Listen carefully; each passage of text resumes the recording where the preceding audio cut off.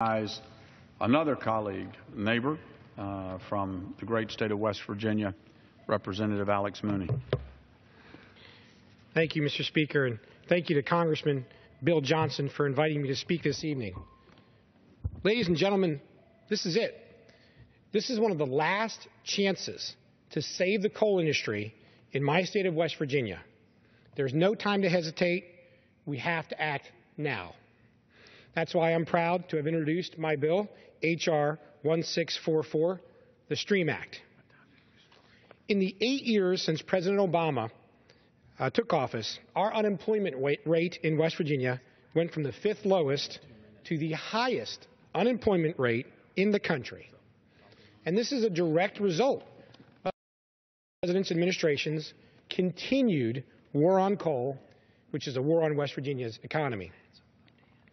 3 months ago, the Office of Surface Mining under the Department of Interior released its latest set of regulations that will cripple the coal industry, not only across the country, but especially in West Virginia. I understand that the EPA, the Environmental Protection Agency, already over-regulates the coal industry, and now the Department of Interior, under this president, is doubling down and doubly over-regulating the coal industry. Even more ridiculous is the heart of this rulemaking, which is to fundamentally change the definition of a stream to include temporary puddles of water. Temporary streams are essentially ditches that fill with water after it rains.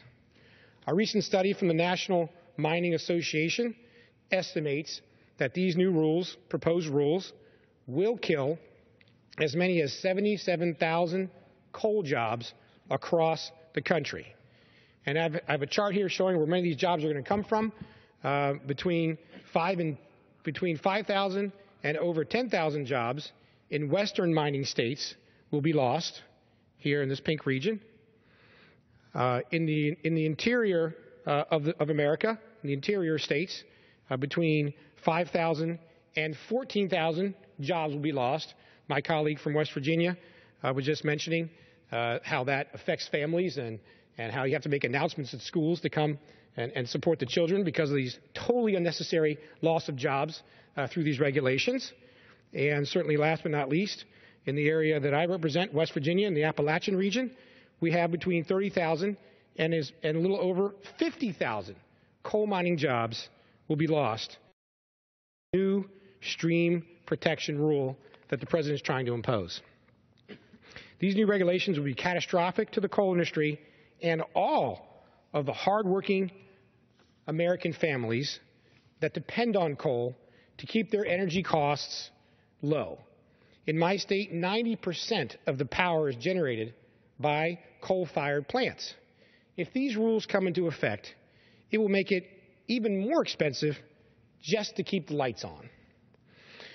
According to a recent study, if the Obama administration successfully implements its radical environmental policies, the average American family will experience an increase in their home energy costs per year of $1,707 by the year 2025. So if you're listening to this, $1,707. This affects you and your home energy costs. Not only does it kill jobs in the coal industry, it'll affect your home energy costs to the tune of $1,700 a year. This is what we're trying to fight here. The average American family earned $53,657 last year. The average family in West Virginia earned $41,059 last year, which is $12,598 under the national average. So this home energy cost increase will be detrimental for all Americans, but especially for West Virginians. Going into these long winter months, increased energy costs will be devastating to those on fixed incomes, like the elderly and the impoverished. According to the Applied Public Policy Research Institute for Study and Evaluation, energy costs are adversely impacting lower-income seniors afflicted by health conditions. This leads them to forego food for a day, reduce medical or dental care, fail to pay utility bills, or become ill because their home was too cold. This does not have to be the case. If we utilize the energy that our country is so blessed with, people would not have to make these tough choices. Instead, we see these hard choices become commonplace under the overregulation of this administration. When I traveled the state of West Virginia, asking to represent the people of the 2nd Congressional District in Congress, I promised that I would defend the coal industry.